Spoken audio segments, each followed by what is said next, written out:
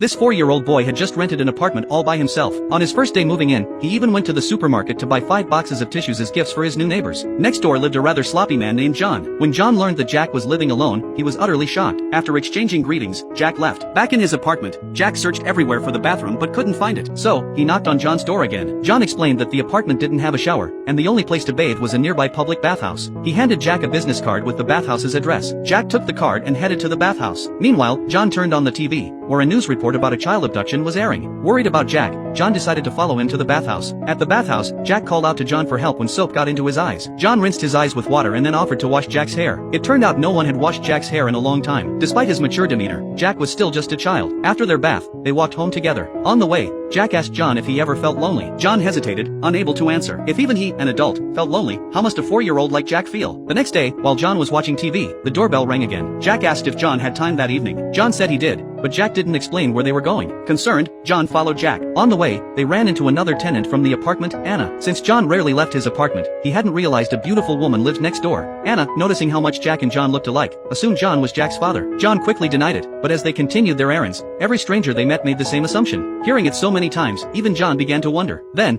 he suddenly remembered a woman he had dated 4 years ago. Coincidentally, Jack was exactly 4 years old. Please like and subscribe.